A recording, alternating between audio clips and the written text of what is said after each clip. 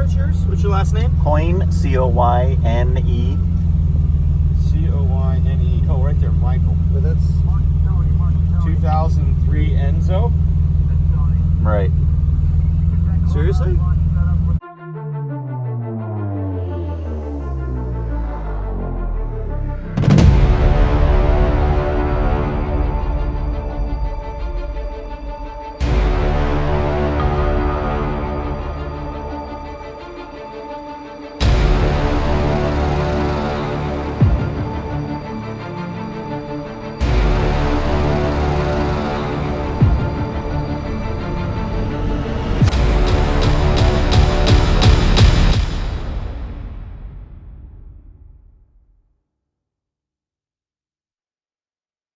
What's up, ladies and gentlemen, and welcome to a very exciting investment opportunity for you.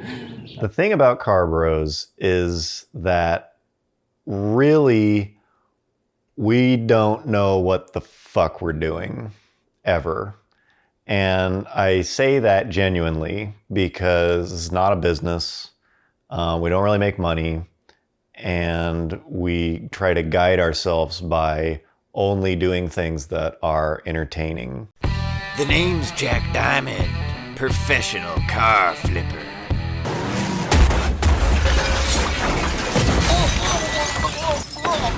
I believe it was the summer of 2015.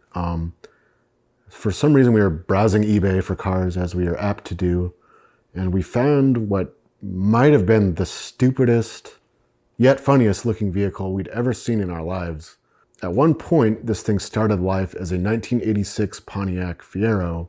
Fieros did become popular for making replicas of more expensive Italian cars, you know, Ferraris and Lamborghinis, and a lot of these replicas are actually pretty well done, where at least from a distance they look a lot like the real thing, even if they don't perform like it. But this car was not that. This thing was...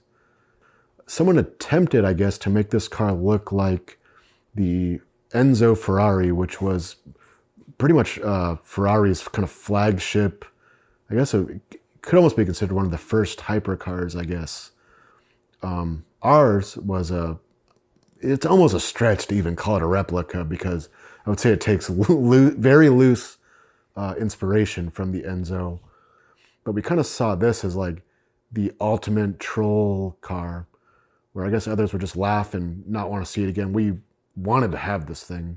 I went to Fremont to look at this car in person. It was sitting in a field, and to this day, I don't know if the guy selling it actually thought it was a cool car or not. That's unclear, and it never came up when I was dealing with him. Mike tries to make him a pretty lowball offer, I guess, which is from the seller's point of view. But on the other hand, we were actually willing to give this guy actual money for this car, and take possession of it, which really he should be paying us to do.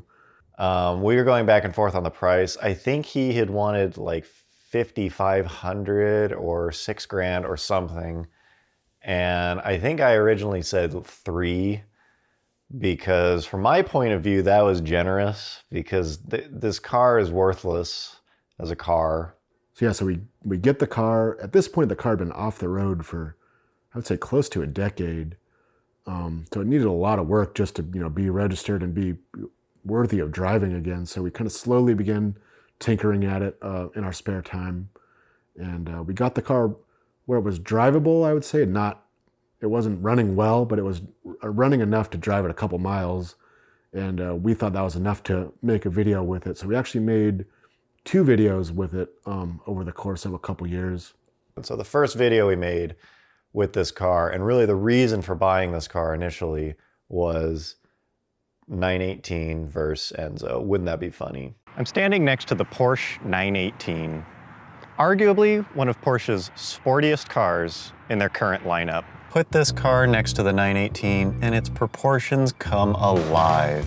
So about a year went by and we still hadn't used the car for anything else other than that video. I was like, all right, we bought this car, let's do something else. Not that many people have seen it, let's do something else with it. And so we came up with another character who's purpose was just sort of to make fun of the generic YouTube personalities. What's up, everybody? It's your boy Blazin' WRX420 back with another video.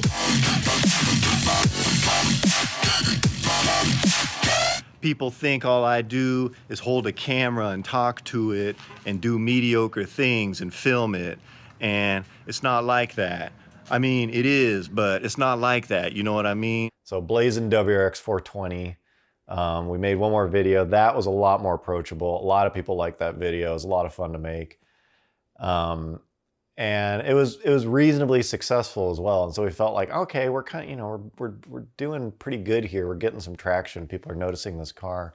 But really the goal of owning this vehicle, the point of this car, if you have this thing, you have to show it to as many people as possible. I would say before we even bought the car, or before we even took possession of the car, we had this sort of dream scheme to take the car to Monterey Car Week, which if you're not familiar, Monterey Car Week, it happens every summer, Monterey Peninsula, California. It's probably one of the biggest, or at least the most exclusive automotive gatherings in the world. There's numerous auctions with super high-end cars. There's Concours Elegance car shows. There's, owners meetings and test drives. There's historic racing. It's really just a week full of some of the, most expensive, rare, exotic, and cool, vehicles in the world.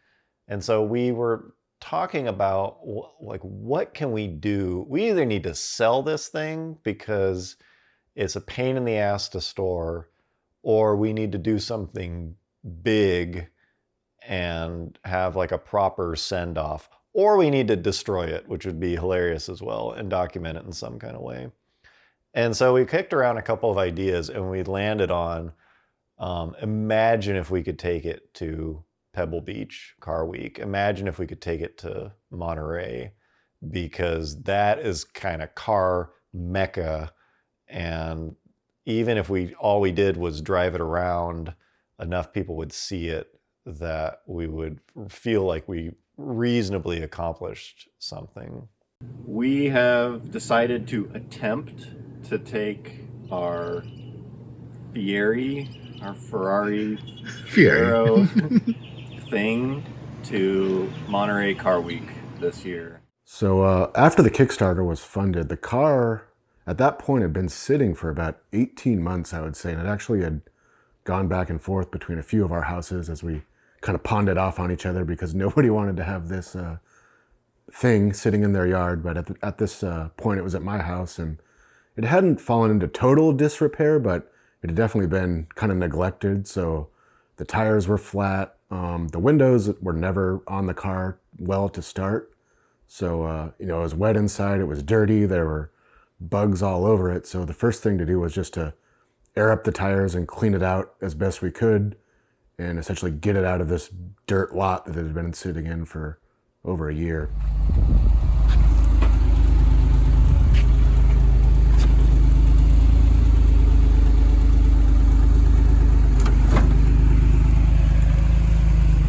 We knew that we did not want to just take the car to a random mechanic and force it upon him, because we thought it would be better if we could work with someone who we were a little more comfortable with, and maybe even someone who knew the car and its quirks, let's say. So actually we found a good friend of ours, Nathan, who had a nice garage set up, and he's helped a lot of us work on our cars, and he graciously volunteered to donate his time cheaply, which is really the only way we could afford to get the work done. So he graciously let us bring the car over to him. So we got out of my yard. I mooched off my dad's AAA account to have the car towed probably about 15, 20 miles to Nathan's house. We unloaded it there, and we wiped our hands of it for a short time and let him go to town with it. So yeah, Nathan probably had the car for about 2 months, I would say. And when we dropped it off, we basically told him, if you could just go through this thing as best you can, and if you see any trouble spots, there are a few areas. The exhaust manifold gaskets were leaking like hell. The tires were shot. The exhaust itself was in pretty bad shape. So he did the bulk of the work actually in his garage over the course of a few months. Okay, so I just finished all the exhaust work on the Fiero. This is going to be the first time I've ever driven it. And it died. His day job, he actually works at a muffler shop here in town, and as he finished up the main stuff, he took it to his work, and they installed this super sweet straight pipe exhaust system that really makes the 2.8 liter V6 ring.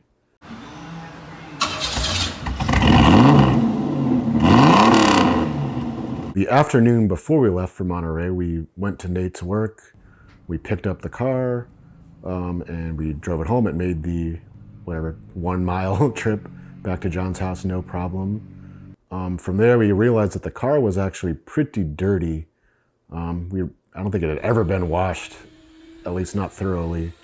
And we kind of realized if we were taking this car to these prestigious shows, we should at least clean it up. So the three of us spent a good couple hours in John's driveway, some elbow grease cleaning it up.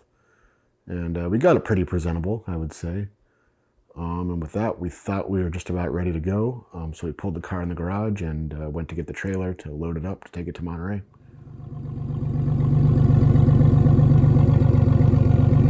After we detailed it, we were just gonna park it in the garage and call it a night, but we were talking to Garrett's brother on the phone actually, and he suggested that we load it up on the trailer that evening just so we could get like a jump start the next morning and everything went smoothly. So it actually was a good suggestion because when we were backing it out of the driveway, we noticed it was dripping some coolant, and we got under the car and realized there was a pretty significant coolant leak coming from the front of the car.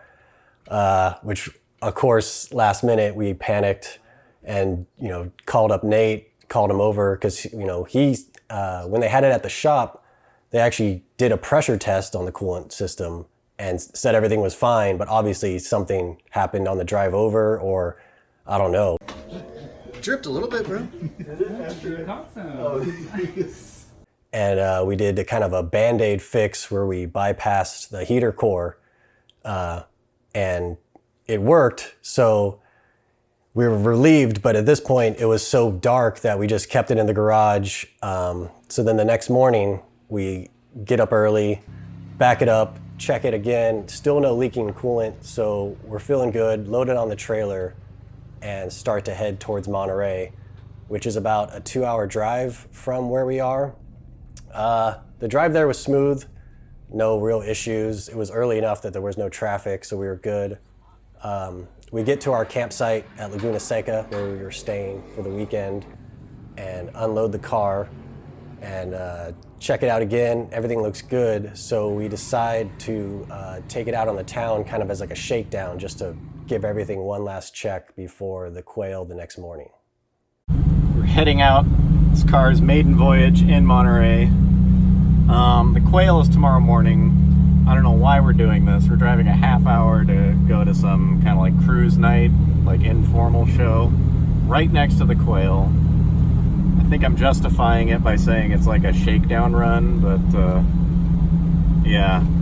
Basically, if anything goes wrong on this drive, the car is fucked. One of the first things we wanted to do during Car Week was kind of just to drive the car around, which not only did we want to shake it down, but it's a lot of fun just cruising it around and getting the reactions from people. And usually on the Thursday evening of Car Week, there's a cruise night at a place called the Baja Cantina in Carmel Valley, which usually gets pretty packed from the times we've been there in the past. So we made the long haul through the traffic of Monterey towards Carmel Valley and the Baja Cantina, which is actually located adjacent to where the Quail would be held the next day. We arrived and it was pretty much packed, kind of as we expected. We were hoping we could, park the car and show it off a bit, but it was so crowded there was no parking. So we essentially just rolled through there, crawled through the parking lot, and people got a kick out of seeing the car, but there was nowhere to stop, so we just kind of continued on our way. But still, the whole time we'd roll up next to cars and they'd be throwing us thumbs up, and some people would be laughing, confused, just all kinds of reactions, but it was a ton of fun. When you see the car in pictures, it's incredibly funny looking, but not only that, but the thing is not built very well at all. It is really just a rolling pile of shit. It's creaky, the doors do not close well. I would never want to be in an accident in this car. That's a risk you take every time you hop in it. The whole body is one piece of fiberglass except for the hood and the trunk. And you'll go over bumps and the whole thing's like creaking. It sounds like a fucking pirate ship when you pull into a driveway. It pops. There's like cracks. You're not sure if the whole thing's coming apart. It rattles. Maximum safe speed is 55. And that's like downhill. So it's hot. It smells. It's uncomfortable. It's extremely dangerous. I'm sure if you got in any sort of accident, you would just die a terrible death. Oh, this could be good. It's fellow brethren. Yeah. Hold on, let me give him a little.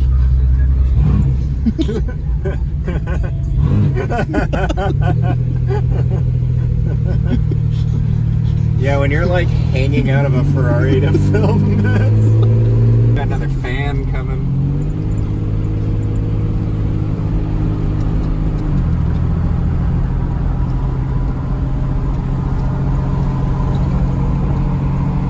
Show yourself.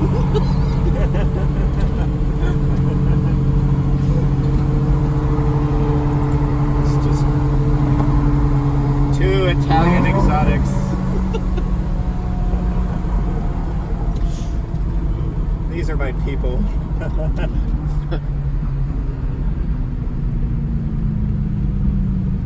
Similar sounding exhaust notes. It's too bad this guy's here. We could race. It's more than you can afford, pal. Ferrari.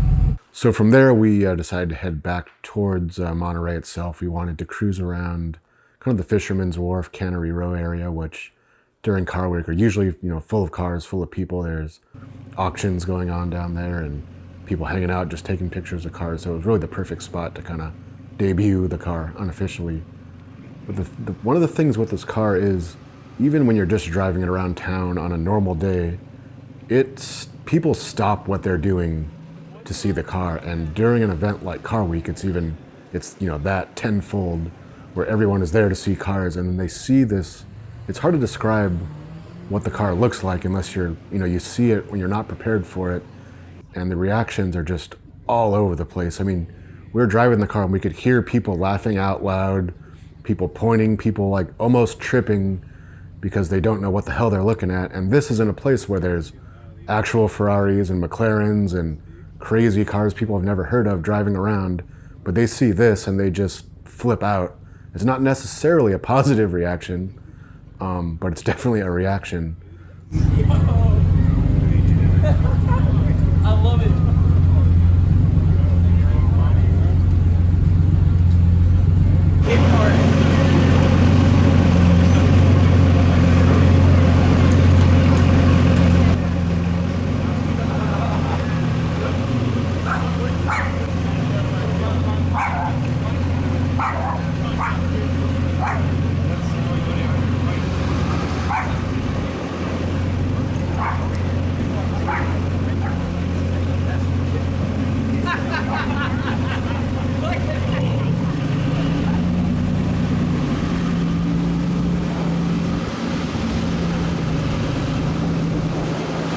Yeah, the car ran well on our little cruise into town, and we were feeling pretty confident. I guess it could sort of serve as an appetizer to what we'd be doing the rest of the weekend. Yeah, so the car ran well. We drove it back to our campsite, and we made a little fire and kind of sat around, started mentally preparing ourselves for what was going to be probably the biggest challenge and potentially the most awkward event of the whole weekend, which is the Quail. If you don't know, the Quail is held every year during Car Week. It's a little hard to describe. It's part Concours d'Elegance, it's part manufacturer display, but it's easily probably, I would say, the most exclusive, as played out as that word seems, event during Car Week. They limit the number of people that can go. The tickets are very expensive, and they're so popular that apparently people sell their tickets, on StubHub for 2 or 3 times the price because people are just so desperate to check out this event. Presents the best preserved vehicle at the Quail Motorsports Gallery 2019. I think the Quail really has become a very, very popular event because it brings together people with the same passion, with the same enthusiasm. And of course, the center of all of this is the motor car. But those who come and meet and enjoy each other's company can do so in such a relaxed manner. It's like a big garden party with beautiful cars and a very enjoyable Californian sun. Well, 17 years ago, when we created this show, we wanted it to be unique. It's the only show of its kind. Everyone on our property here that comes to enjoy this wonderful car show is treated as a 5-star guest. We have incredible culinary experiences, lifestyle experiences. It's way much more than a car show. I think for me, motoring means to get in a wonderful car, have your friends there with you, sharing a wonderful experience, driving through roads you've never been to before, and Quail epitomizes that for me. The Quail is absolutely incredible. The passion the owners have for their cars is absolutely excellent to see. And the winner, ladies and gentlemen, is here is this highly deserved Rolex Circle of Champions Best of Show at the Quail 2019, the 1931 Stutz DV 32 convertible Victoria by Le Baron. They just don't make them the same way. They can't anymore, so it's nice to kind of step back in time. It's a special thing, and the cars, as you can see, are insanely unique. So the previous year, we actually went to the Quail as press, and we made a pretty awful video. The Quail. The clam's pearl nestled among the labia that is Monterey. Oh no, I take it all back. This is the one. Oh no. This is the one. Oh, this is the one. Oh, this is the whoa. Oh, that's my C7. But the Quail is just, it's the most exclusive show of the weekend. And so we had all, even last year before we were thinking about this, we had kind of fantasized about like, dude, imagine the Fieri here for some reason. Like we were just kind of joking around, like imagine it here, that'd be so funny. It'd be so out of place. It'd be so ridiculous. And so like we had kind of joked about that before.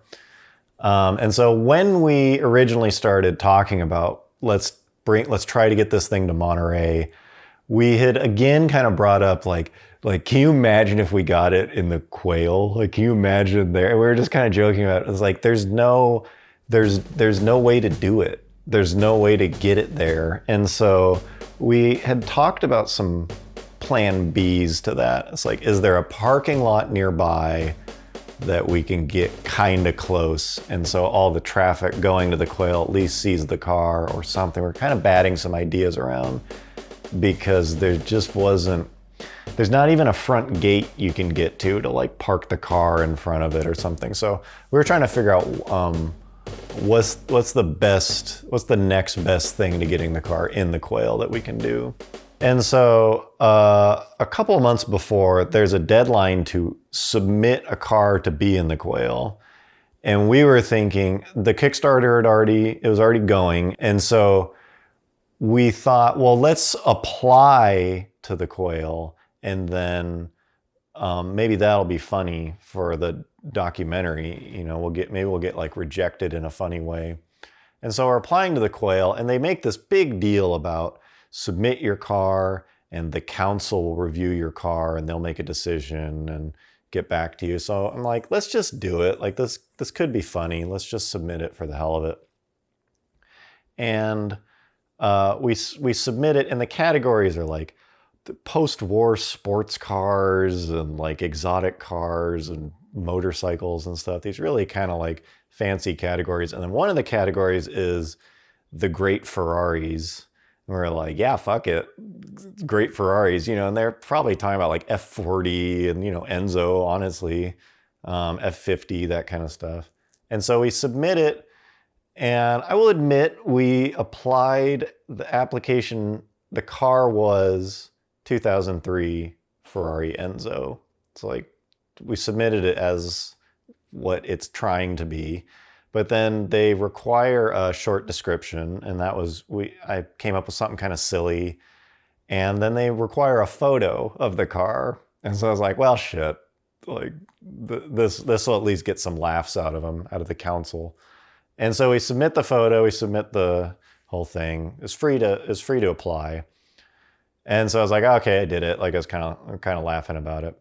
And then a month goes by, and I remember sitting at home, and we get this email that basically says, like, congratulations, we'd love to feature your Enzo in the Quail. Like, you're in, essentially. We're like, what? Like, what? And I mean, we're really just shocked. Most of all, just shocked. I mean, we didn't know what to expect. We didn't know why that happened because we submitted a photo of the car, you know, and so it's $900 to enter a car. If you're accepted and you want to put the car in the Quail, it's $900. And so we just thought, like, fuck it, pay it as fast as possible. Let's just do it. Let's just assume everything is supposed to be happening. And so we paid it. And we started deeply discussing, what the fuck are we going to do? Are we actually going to try to take this thing to the Quail? The Fiero has been accepted into the Quail. There's no stopping us. We don't know why, and we don't know what's going on. Yeah. But the car is going to be, we think, I mean, yeah. I don't want to say it's going to be on display, but because they might turn us away when we show up. Who knows? Yeah. But at any rate, it's going to be very entertaining. The way that it works is the show is on Friday, and I think it's about 250 cars on a golf course. But these cars are not, most of them are not to be driven. They are trailered in, enclosed trailer. These are extremely special cars. And so getting all of those cars to show up day of would be a mess. So Wednesday and Thursday, they expect that most people will show up so they can kind of set the grounds up ahead of time. And they ask you, when do you want to come in? Wednesday, Thursday, or if you need to, there's a little time slot Friday morning where you can show up. And so our thinking was, either this is something that is supposed to happen, we're supposed to be there, and it's all going to be fine. Or if it truly is a mistake, we need to get there as late as possible on Friday and give them as little time as possible to react to it. Because if we're not supposed to be there and we get there Thursday night, somebody walking the showgrounds who's in charge of things is just gonna be like, what the fuck is that? You know, get this thing out of here. We're not gonna really, it's not gonna go well. And so our whole goal was show up as late as possible Friday, just drive as deep into the Quail as we can if we're not actually supposed to be there, and then kind of deal with it in the moment.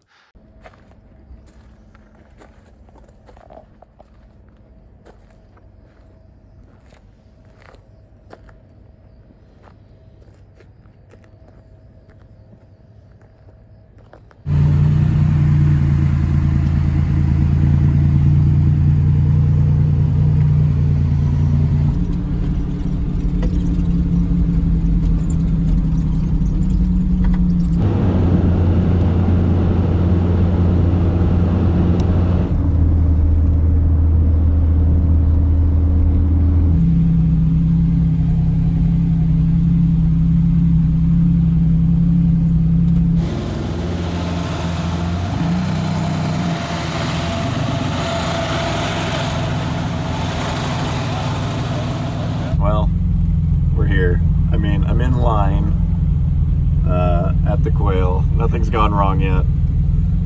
We're still unsure if we even belong here or what. But we made it here. We have 12 minutes to spare before the cutoff. So we all had differing opinions on whether or not we actually believed that we were properly admitted to the Quail, supposed to be there or not. Personally, my mindset, especially toward the end, it was like, this is supposed to happen. They want us there. somebody involved has some killer sense of humor, and we're going to be fine. We're going to get in there and they're going to be expecting us. Yeah, I thought there was no way they were actually going to welcome us. I agreed with Garrett that there was no way that we were going to get into this show. I thought even the guy at the front gate, once he saw the car, he was going to turn us around.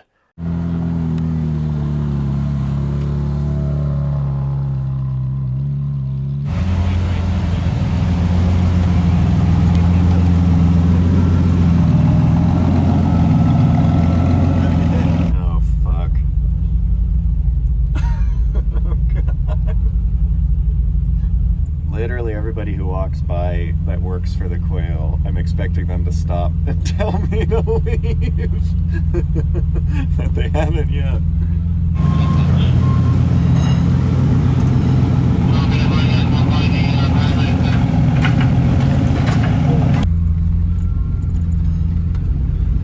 Thank you.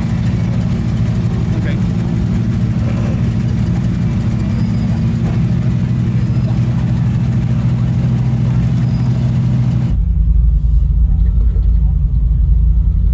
You're in the Ferrari section, okay? So I'm gonna take you over there. Here? Yeah, 1 second.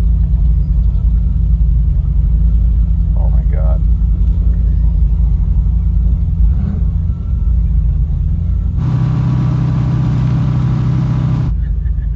Just play it cool.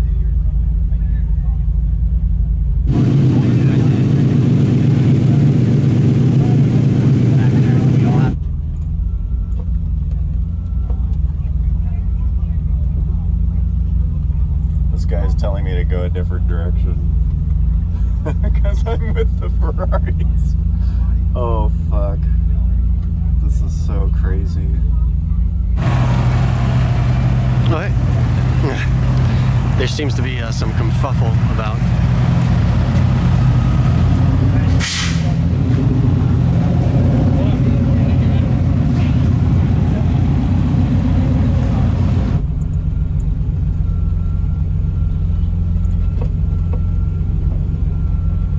Oh my God. It's the fucking Ferrari section. Oh fuck. Oh fuck. What is happening?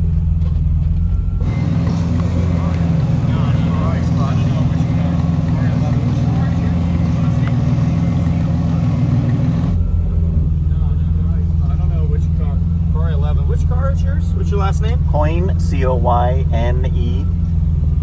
C-O-Y-N-E. Oh, right there, Michael. But that's 2003 Enzo? Right. Seriously? I mean, it identifies as an Enzo. Okay. All right, let me check it here.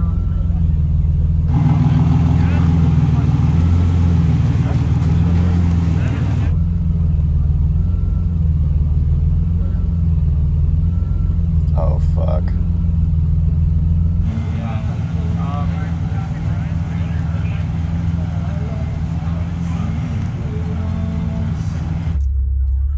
I don't think they.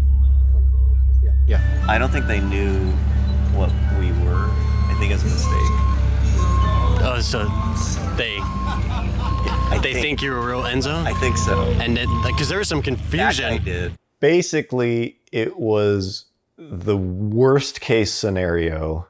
They were expecting a real Enzo, which we were pretty much as far from that as we could be. It was not an inside joke. They just made a series of mistakes, apparently. And so what happened was, luckily, they were gracious enough to let us stay in the show. But the original plan was to be parked among the other great Ferraris. And we both agreed that that was probably not a good idea. And so they ended up clearing a little space for us, actually over near the bathrooms, which were about 50 feet away from the Ferrari section. And so we were just stoked to be in the show. I mean, we were impressed that they did that. It was actually really cool of them.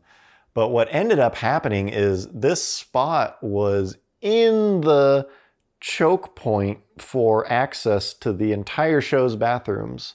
So anybody who had to go to the bathroom the entire day had to walk past our car. And so it ended up being this very high traffic area of the show, maybe even the most high traffic area of the show. So that was actually pretty funny.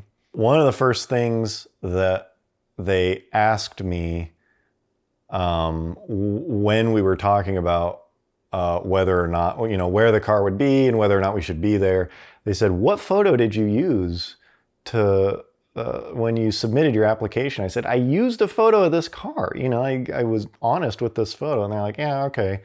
And so I think what they must have been thinking is, what photo is printed in the book that everyone gets? And so we didn't have that book at the time, but it's this really nice, like, bound magazine essentially that everyone got a copy of. We kind of stood back and kept our distance from the car just because we didn't want to make a big scene, or even more of a scene than we already had. So we kind of just were like peeping toms on this car, checking out people's reactions, and either shaking of the head or just people busting up laughing, pointing, telling their friends to come over and check it out. We would sometimes pass by people and we would hear them mention, like, "Oh, did you see that fake Ferrari?" Or, "You have to go check out this car," which is funny. Just the word of mouth spread it was creating was pretty nuts. Ladies and gentlemen, good morning. Welcome back to the channel. Welcome back to the vlog, and welcome here to beautiful Monterey, California. We're at the Quail Motorsports Gathering, quite possibly the greatest car show in the entire world. And each and every day, I try my best to hook you guys up. Look what we just found. This car has never, ever, ever been photographed. We got the exclusive Pagani Zonda Cinque Roadster finished here in red. Like, there is 3 photos of this car in the entire world on the interwebs, and we found it here in Monterey. It's not very often that I'm left speechless, but we're at the fanciest car show in the entire world, and we have the Enzo replica from Car Bros. Wow, this thing is, well, I'm sort of at a loss for words. But you know what? Respect. One bad Enzo. Dude, I cannot believe the Car Bros managed to finagle their V12 Ferrari Enzo here. Look at this. Oh my goodness, there's not even a passenger side window or driver side window. This is a pretty rare specimen here. Oh my God. Listen what it says. Detail service requested. Wait. Detail service requested on the Ferrari Enzo. 1 of 1 crashing the Quail show. How did this get in here? The other thing about the Quail is really a who's who of the automotive world. There's a lot of new cars unveiled often, and press events and that kind of things. And so you have these very powerful, very popular people at the show who are still using the same bathroom as everyone else. And so one of our favorite moments that we captured was Stefan Winkelmann, the CEO of Bugatti, waiting for someone outside the bathroom, and he was I like to think of it as forced to spend some time contemplating our car. We headed out and got even more attention on the way out, of course, and we had actually scheduled a meet and greet for later that night at a Jack in the Box. We kind of put it on our Patreon just to let our fans know. So if you're in Monterey Car Week anyways, come on over 6:30 Friday night, hang out with us, shoot the shit, have a taco. We weren't expecting that many people. We were like joking throughout the whole day, like maybe 1 or 2 people would show up. So more people than we expected actually ended up showing up, which was pretty awesome. It was the first time we actually got to interact with our fans like face to face, which was really cool. We thought it would only be like an hour event, and we ended up just staying there till like 2 hours until we realized it was getting dark, and we needed to head back soon because the Fieri's headlights didn't really work, and the tail lights don't light up at night. So it was a really cool night.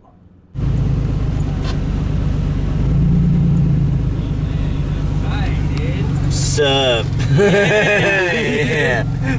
Sick. So after our adventures at the Quail, we had to get ready for the next day, and this would turn out to be a totally different type of experience than the Quail, because from the beginning, there's an event held during Car Week every year called the Concours de Lemons, which is sort of like a quirky, it's free to enter, and it's essentially like the anti-Pebble Beach. It's for purposely shitty cars, weird cars, kind of unloved cars.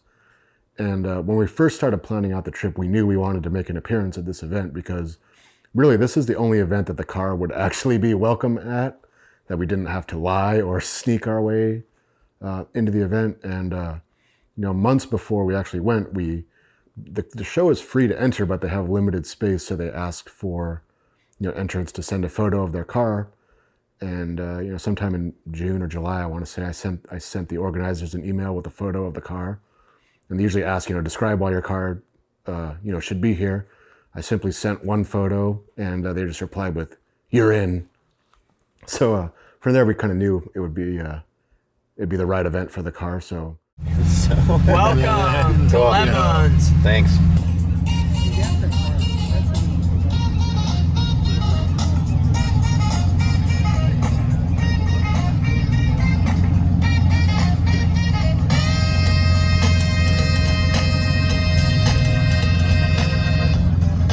We show up, and immediately this show couldn't be more different than our experiences from the day before, rolling in with all the anxiety and confusion and fright of going to the Quail versus casually showing up at Lemons, where we were totally welcome and everyone was actually happy to have us there.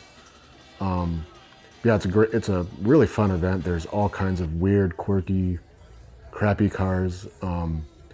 And what we didn't know is that they actually have awards. We thought it was just kind of like an informal, gathering, but they actually have a pretty nice selection of awards for different classes. And what's especially cool is the judges that they use are actual pretty notable personalities from the automotive world. There's journalists and hosts and, mechanics and all kinds of people that are pretty well known. And one of the judges this year was Pete Brock, who is essentially a legend. He helped design the Shelby Daytona Coupe, the Corvette Stingray. He's probably maybe most famous for his BRE Datsuns, Brock Racing Enterprises, in the 70s. And he's still an avid car guy, and he was there, having some fun picking the worst, I guess, cars of the show. So it was nice to talk to him a little bit and get his thoughts on the car. What do you think? I think it's very, very close to being the winner. You think so? In fact, it might be. I haven't seen everything yet. Kind of, so as the judges would come by and people would come by and they'd get a real kick, and it was a ton of people asking us about the car and having a lot of fun. Hey, I'll be honest with you. Underneath, this is actually a Ferrari 360 that the owner then rebodied to look like an Enzo because he couldn't get on the waiting list for a real Enzo. Well, thank you so much, sir, for bringing this out. Awesome. This was a crowdfunded, yeah. And it was really bad effort. Yeah. Thank you so much for a lot bringing of people this. to blame for this. It's about $150. Yeah, it's actually about $4,000. So it's on beer. Yeah. A lot of money to get this thing from extremely hazardous to just fairly hazardous. Well, thank you so much for bringing it out. It's absolutely terrible, and we're going to get a well-deserved reward. Oh, cool. Okay, appreciate that. Glad you guys like it. And then they came over and started talking about the awards, and they said, yeah, we're going to be doing awards, and your car won one of the awards, and we're going to do a parade where they line up all the cars that won awards in the different classes, and they said, we want to make sure your car is last. So, we kind of got the hint that we won a pretty important award from these guys. So we, lined up and took it from there.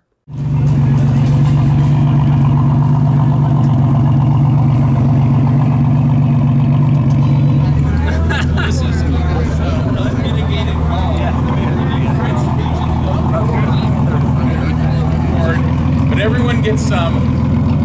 You probably should spray a lot of it on Alan. I would recommend that. It's kind of fun going to the dollar store and buying 90 cans of silly string because they don't have a button that says times 90. They have to ring up every single one. This is an 86 Ferrari / Fiero, and we just thought it was the most beautiful car we've ever seen. Hold on, that's wrong. This is actually a 2003 Ferrari Enzo. I don't know where that got mixed up.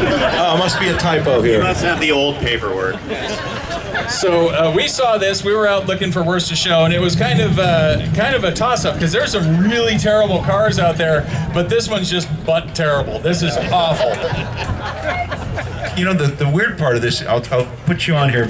Think about this, folks. Somebody actually built this at some point. And said, ooh, that nailed it, man. But here's the thing. They not only built it, they finished it. And so there's a lot of people who helped get this here. So there's not, you're just not the only dummy involved with this. There's lots of dumb people who made this happen.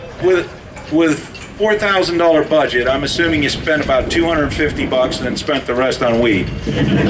So for being not the only idiot to want to drive this, but there being lots of idiots that wanted to see this here, and it being absolutely but terrible, you win our 2019 Concours de Le Mans Worst of Show.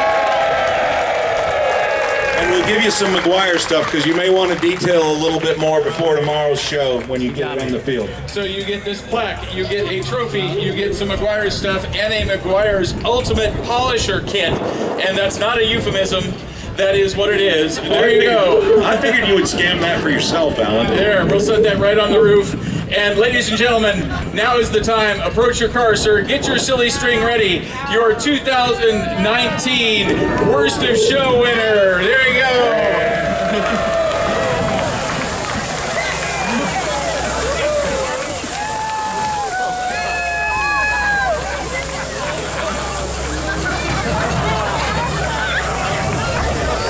Maybe I bought too much silly string. The majesty, the grace, the joy, automotive excellence. Yes, the thrill of victory, the agony of defeat. Folks, thank you so much for coming. I would also like to thank all of our volunteers.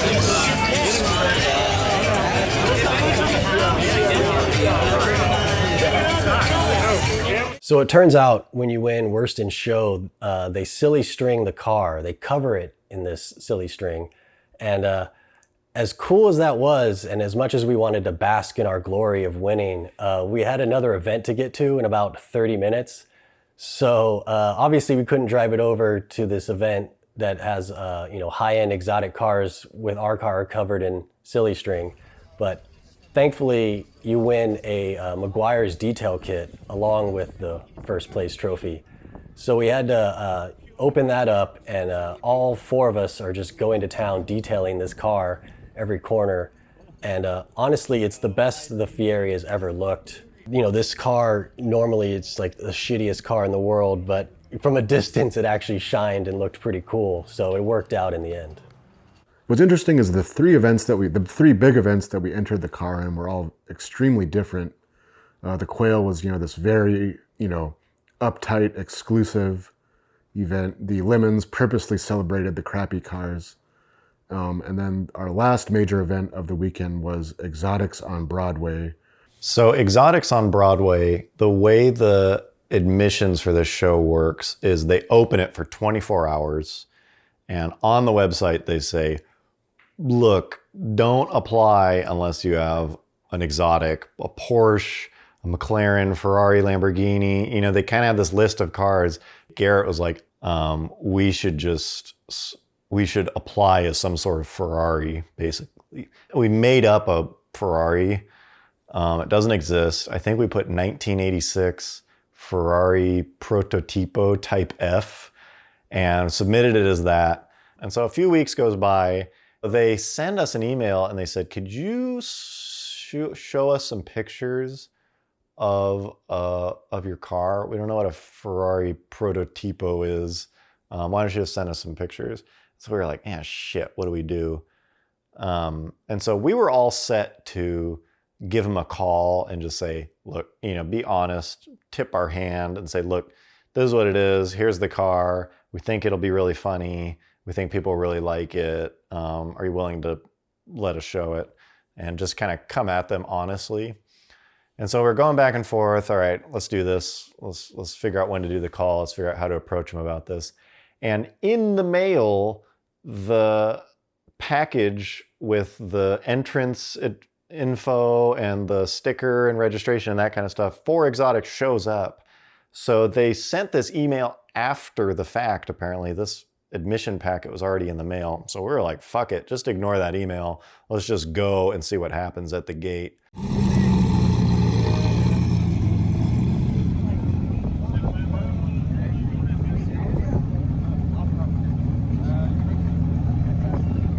The thing about these situations are, the guy at the gate checking tickets doesn't have any kind of authority, and we had all the proper paperwork and information. We were on the list, so they let us in. Whether or not they would have wanted that to happen, we may never know.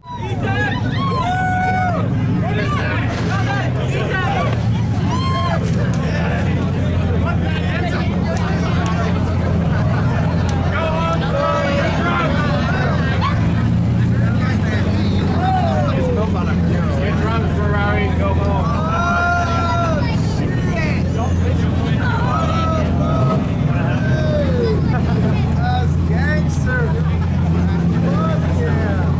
That was a huge success. People loved the car. I remember just like driving down the entranceway and people, since I'm out of the car, because it's much easier to navigate that car, hanging out of the car, people start reaching out to high-five me. So I'm just like high-fiving people, they're yelling stuff. It was a ton of fun. It's a much different crowd from either of the two shows, but that was a blast. That was a really cool experience.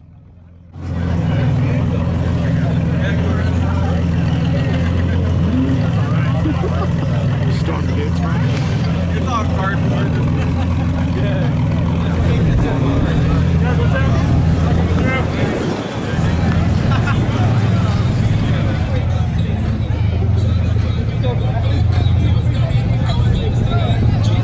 What they do is basically they take over a street in the city of Seaside.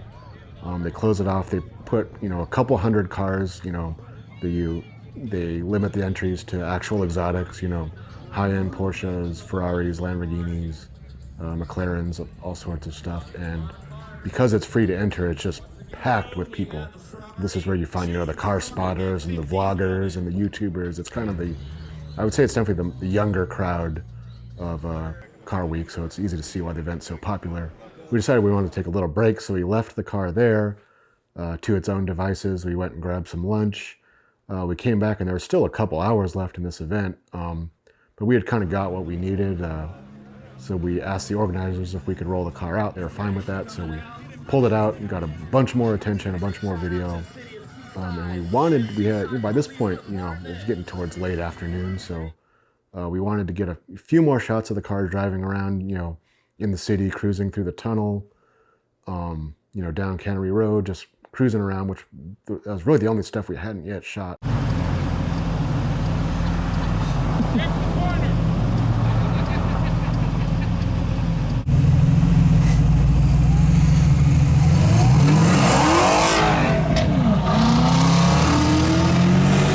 My nose, honestly, the whole weekend had been very sensitive to the smell of coolant because I smelled it when we were initially leaving town and pulling the car onto the trailer, and I had smelled it. And as we were heading back downtown after exotics, I smelled it again. I was like, yeah, shit, that smells like coolant.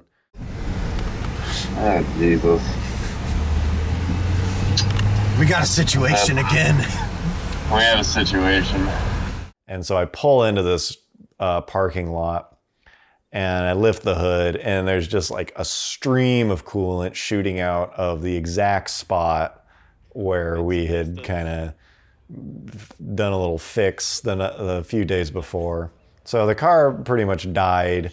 It did everything we needed it to do, though. We figured, I was like, you know what? We did everything we came here to do.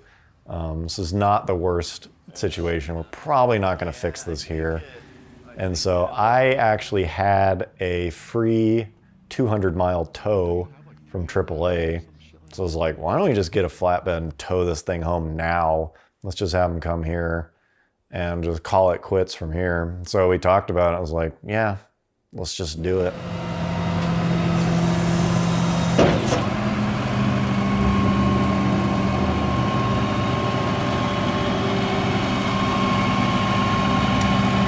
we figured it was kind of a fitting end to the story. You know, it's like, of course this thing breaks down at the end. And so John and Mike headed back to camp.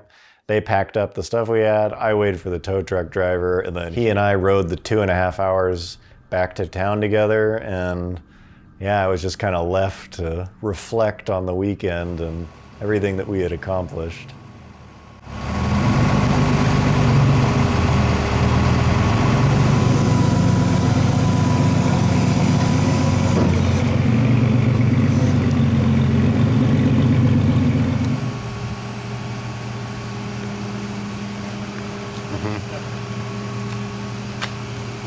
And that's a wrap on Car Week. All done. That's a wrap.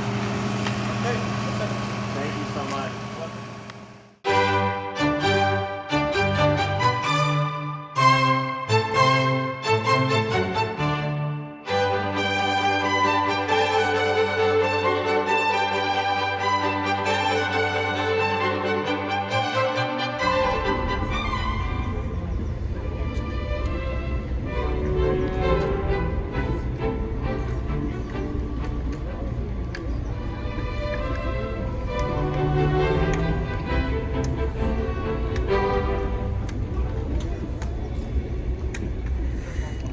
This car's like even more front and center than where it probably was going to be. Yeah. It's all fun. It's owned by the bathrooms. Well, good morning, ladies and gentlemen, and welcome to sunny Carmel. My name is Richard Charlesworth, and I will be your master of ceremonies for the day. I would like to announce the following press conferences to be hosted throughout the morning. At 9 o'clock, we have Draco Motors. At 9:15, Lotus Cars. At 9:30, Acura. At 9:45, Rolls-Royce Motor Cars. At 10:30, Bentley Motors. At 10:45, Lamborghini.